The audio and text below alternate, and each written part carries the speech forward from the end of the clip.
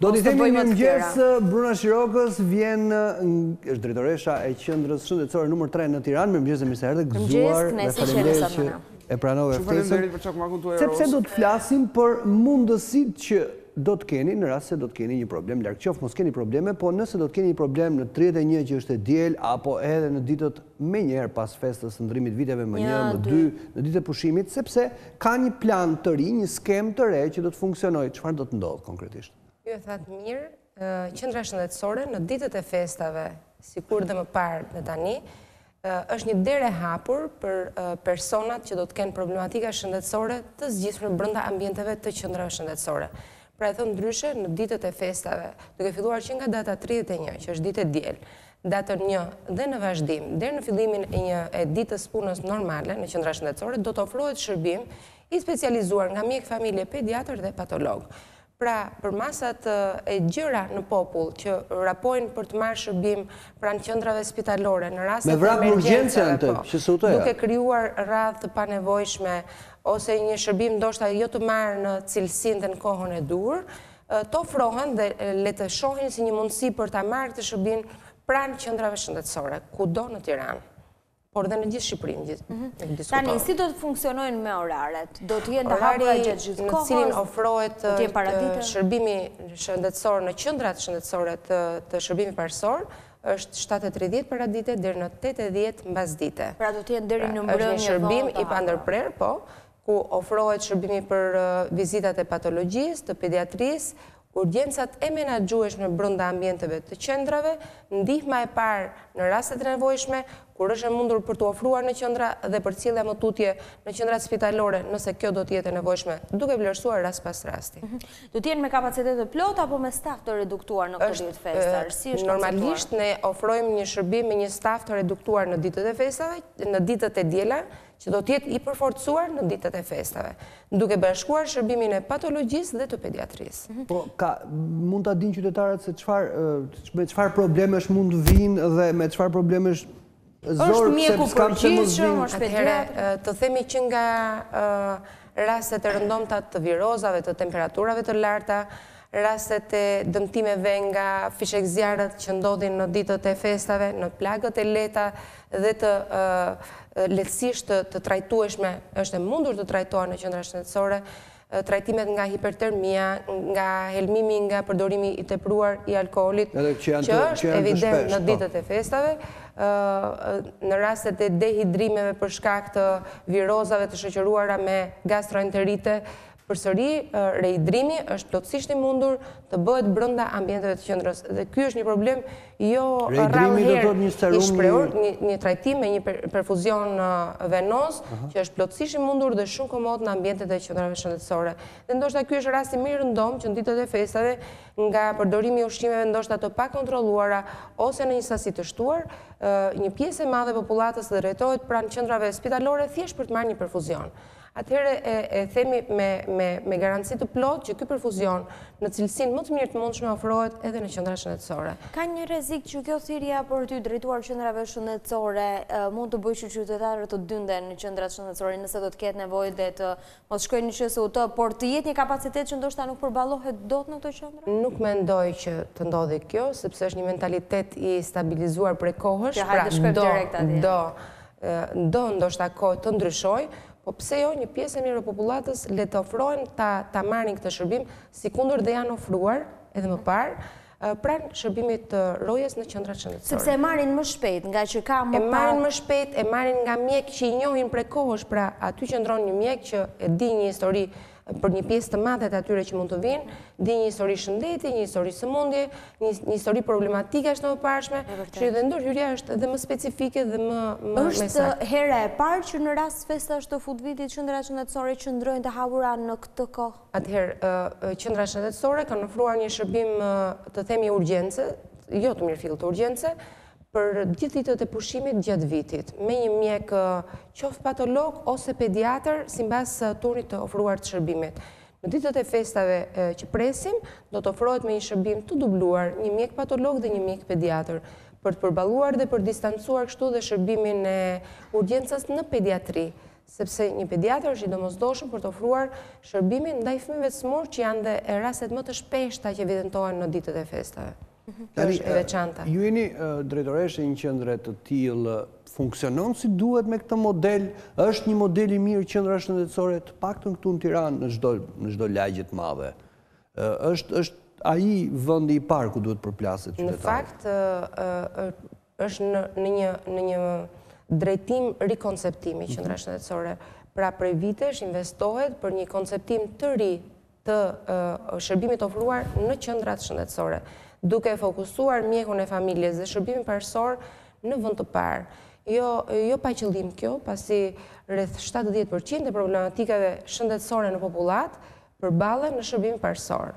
Dhe për këtë arsye, pikërisht kjo shifër e lartë, fokuson drejtimin qoftë për investimin, për rivlerësimin, për ristrukturimin e shërbimit parësor, për ta çuar atë në drejt pritshmërive sipas strukturës së krijuar. Po është modeli më i mirë sepse kam përshtypjen që më pas vjen klinika e specialiteteve apo poliklinika. Është një model që po përsoset. Është në përsosshmëri të themi dhe në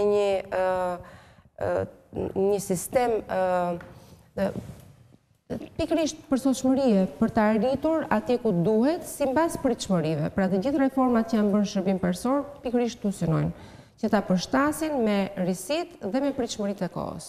Kjo ka rënë miti i pagesave, vinë marrin shërbim gjithë, nuk është... Është vërtet një shërbim që ofrohet falas, pra është vendi ku më shumë se kudo vërehet shëndetësia falas, pra shëndetësia pa pagesë ofruar ndaj qytetarëve, të cilët deri më parë paguanin tarifa të ndryshme sipas shërbimeve të ndryshme, sot më nuk paguajnë. Kërkohet karta e shëndetit në qendrën që ju drejtoni?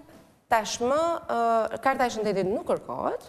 Kërkohet një ID që mund ta ketë karta e shëndetit ose karta e identitetit, pra një qytetar që ka ID-n me vete është lehtësisht i konceptueshëm dhe i pranueshëm, i perceptueshëm në shërbimin shëndetësor parësor, duke ofruar, duke marrë, duke përfituar të gjitha shërbimet e mundshme që ofrohen në qendrat shëndetësore të shërbimit parësor. Në qendrën shëndetësore ku jam unë ma kërkuan prapë kartën. Pse se din, nuk e din. Nuk është, çdo mjek nuk është e nevojshme. Ishte një ditë pasi kishim pasur bisedën në emision, flisni bukur në televizion, sill kartën këtu tani. Në fakt, këto janë risit që bëhen çdo ditë në sistem për ta bërë sa më të lehtë qytetarit që të ofrohet dhe të marrë shërbim.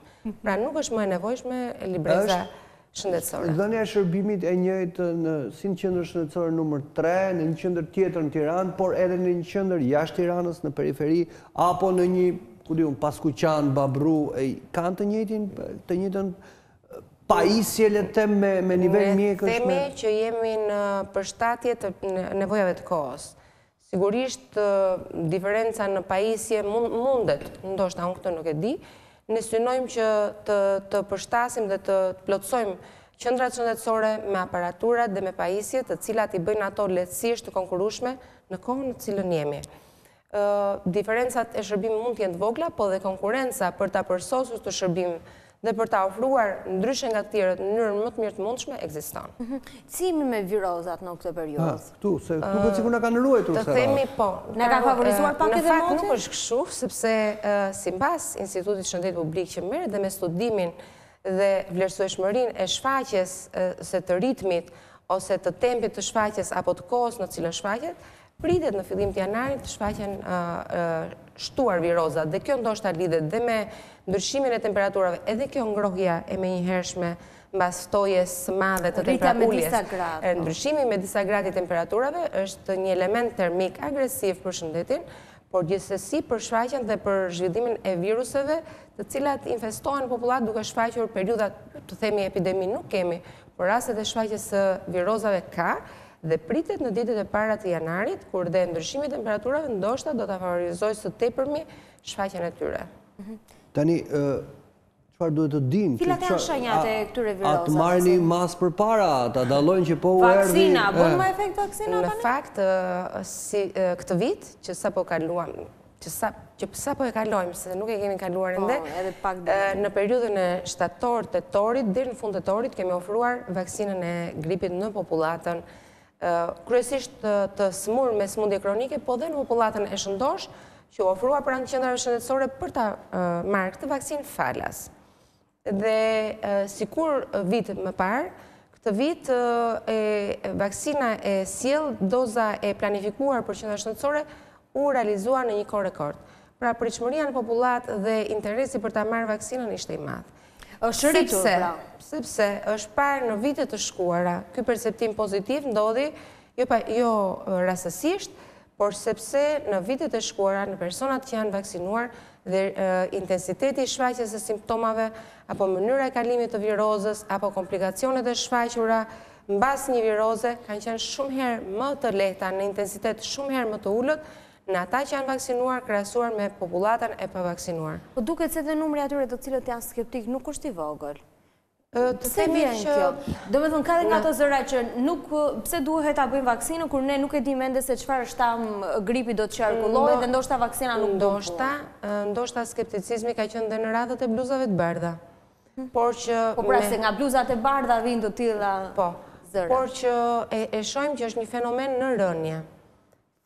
Fakti i realizimit dhe kërkueshmërisë në një periudhë shumë të shkurtër për të realizuar vaksinën dhe i kërkueshmërisë edhe për te kohës në cilën ne kemi realizuar dhe ofruar vaksinën, sipas dozave të dhurara nga Ministria e Shëndetësisë, sigurisht, pa që ky vit kishte perceptim më pozitiv ndaj vaksinës, por dhe në bluzat e bardha, fakti që ne përballemi çdo ditë me virozat, mundësia për të marrë, për të infestuar nga viruset është shumë herë më e madhe.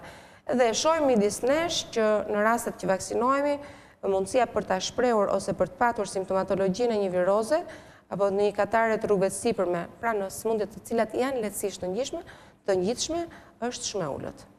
Vjen popullsia, trajtohet, ka besim te qendra shëndetësore apo ne duhet të punojmë akoma më fort për ta ndalur atë vajtjen direkte në QSU? Besueshmëri ka. Ne punojmë për të arritur këtë besueshmëri që dhe ata që vënë dhe ikin pa kaluar në filtrin e qendrave shëndetësore, të kenë mundësi le të kthehen një herë për ta parë çfarë shërbimi ofrohet, në çfarë mënyre ofrohet dhe çfarë modalitetesh i ofrohen pacientit për të shmangur lodhjen, radhat, po dhe mërzitjen. Po e fusim dot në këtë hullin ligjore që ore ta mësojnë që hallkat funksionojnë kështu? Në fakt, hallkat ligjore janë të kopësitura. Pra, sistemi i referimit është plotësisht i përcaktuar dhe i detyruar. Po pse atëherë dynden dhe përplasen atje? Ende, ideja është që nëse vjen dikush në derë ti nuk e nxjerr pa i dhënë shërbim shëndetësor. Po në fakt duke reklamuar në shërbimin tonë, por dhe duke i krijuar dhe problematika të veçanta, qoftë dhe nga problemi pagesës, dhe duke parë që ky sistem ekziston falas, po ekziston sipas një udhët përcaktuar, duke kaluar nga shërbimi parësor në atë sekondar dhe në atë terciar, çdo pacient o çdo pjesëtar, çdo njeri në Republikën e Shqipërisë le të kuptojë për ta ofruar dhe për ta pranuar këtë shërbim falas, duhet ndjekur disa hallka të shërbimit, të cilat fillojnë nga shërbimi parësor.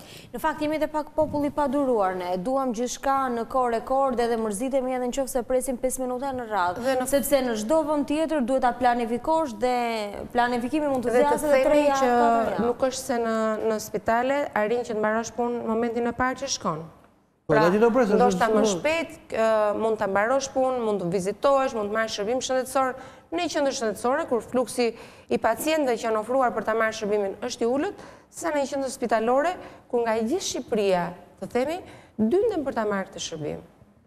Po nuk funksionojnë dot të qendra shëndetësore siç funksionojnë në Tiranë, të paktën se funksionojnë dhe në rrethe që të paktën ta frenojnë. Sigurisht që sistemi i shërbimit parësor është unifikuar në gjithë Shqipërinë. Pra ky shërbim shëndetësor që ofrohet në Tiranë ofrohet në gjitha rrethet. Ne të falenderojmë, ishte kënaqësi dhe të urojmë gëzuar shërbimin shëndetësor që mund të keni mundësi të merrni në rast nevoje në 31. Inshallah nuk keni nevojë fare, por nëse keni nevojë shkoni një herë në qendra shëndetësore.